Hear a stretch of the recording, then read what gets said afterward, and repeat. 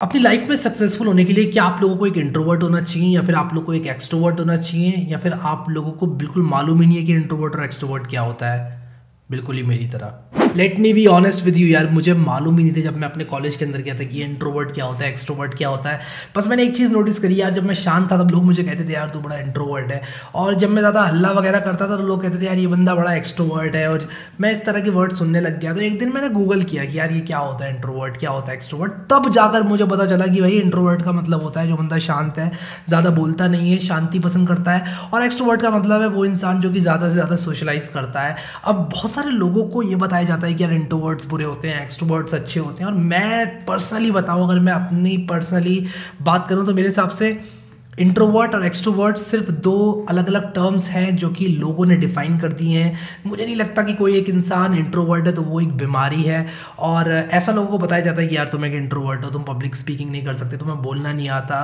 कभी कभी मैं जब शांति बना के रखता था तो लोग मुझसे बोलते थे कि यार तुम इंट्रोवर्ट हो, तुम्हें ये नहीं आता, तुम्हें वो नहीं कर सकते, तुम ऐसे नहीं कर सकते, तुम स्टेज पर नहीं बोल सकते, तुमसे इंटरव्यू नहीं दिया जाएगा।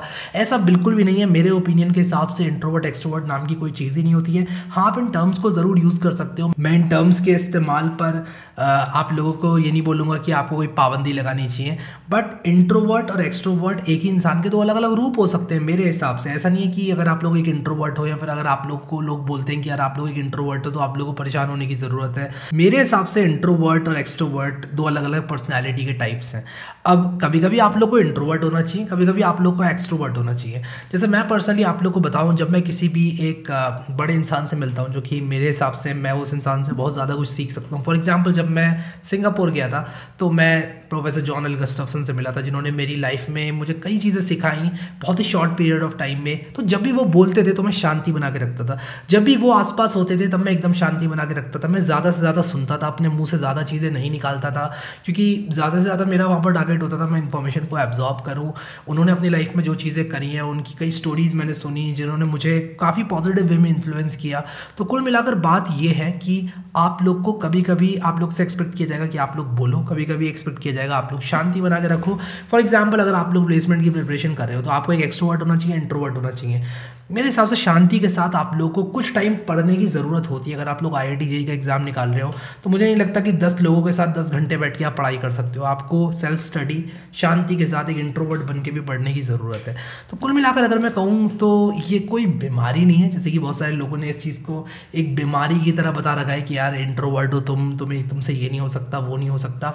और जहाँ बात रही पब्लिक स्पीकिंग की, आप किसी भी चीज़ को तब अच्छा करते हो जब आप लोग उसको कई बार करते हो। अगर आप लोग उसको रिपीट करोगे तब आप लोग किसी भी चीज़ को अच्छा कर पाओगे। फॉर एग्जांपल, मैं पर्सनली बताता हूँ आप लोगों को, जब तक मैं स्कूल में था मैं बिल्कुल भी बोलना पसंद नहीं करता था, मैं स्टेज में बिल्कुल भी नहीं जाता था। मेरे बहुत सारे ऐसे दोस्त हैं जो कि मुझे बोलते हैं कि यार मैं अपनी लाइफ में तेरे साथ जितना हंसा हूँ, मेरे स्कूल लाइफ के फ्रेंड्स, वो मुझसे कहते हैं यार तेरे साथ मैं जितना हंसा हूँ उतना ज़िंदगी में मैंने कभी नहीं हंसा अपना। मुझे कभी भी मिलते हैं वो लोग तो बोलते हैं। तो मैं जब पर्सनली स्कूल टाइम में किसी के साथ बॉन्डिंग करता था तब मैं उनके साथ बहुत ज़्यादा क्लोज हो जाता था, but at the same time in general अगर लोग मुझे देखते थे तो मैं बहुत ही शांत तरह का इंसान हुआ करता था। और क्योंकि मुझे ऐसा लगता था उस टाइम पर कि यार मेरी जब तक किसी से पटेगी नहीं मैं उससे इतना क्लोजली बात नहीं करूँगा।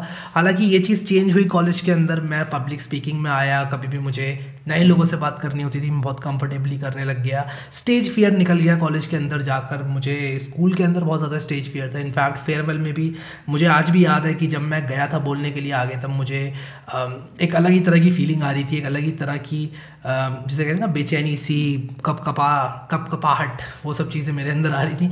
तो अब वो चीज़ चेंज हो गई है। अब मैं बिल्कुल भी बोलने से नहीं घबराता। अभी चाहे 10 लोग हों, चाहे 10,000 लोग हों, चाहे 10 करोड़ लोग हों मेरे सामने, मुझे कोई फ़र्क नहीं पड़ता। मैं बहुत ही अच्छे से बोल सकता हूँ, मेरी पब्लिक स्पीकिंग स्किल्स बहुत अच्छी हो गई। तो कैसे हुआ ये सब?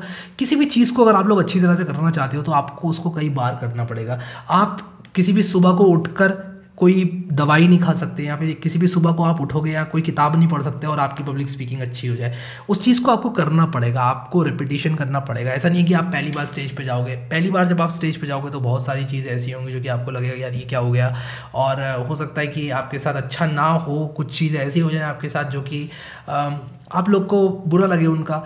स्टेज पर आप लोगों को शायद लोग हंसें और बहुत सारी चीज़ें होती हैं। तो over the period of time मैं कह रहा हूँ कि आप लोग लॉन्ग टर्म में काफ़ी कुछ सीखोगे और लॉन्ग टर्म में आपकी कोई भी स्किल हो, चाहे वो पब्लिक स्पीकिंग हो, चाहे वो कोडिंग हो, किसी भी स्किल की हम लोग बात करें तो आप जैसे जैसे किसी काम को करते जाओगे आप उस काम में वैसे वैसे उतने ही अच्छे होते जाओगे जितना आप उसको करोगे। तो किसी भी चीज़ को मास्टर करने के लिए आप लोग को उसको मल्टीपल टाइम्स करना बहुत ज़रूरी है। तो coming back to the main question कि आपको एक इंट्रोवर्ट होना चाहिए, क्या आपको एक एक्सट्रोवर्ट होना चाहिए। अब यार मेरे हिसाब से तो ये इंट्रोवर्ट, एक्सट्रोवर्ट, एम्बीवर्ट, कन्वर्ट, रीवर्ट, फालतू के टर्म्स मुझे नहीं लगता कि आप लोग को इनको बहुत सीरियसली लेना चाहिए, ठीक है।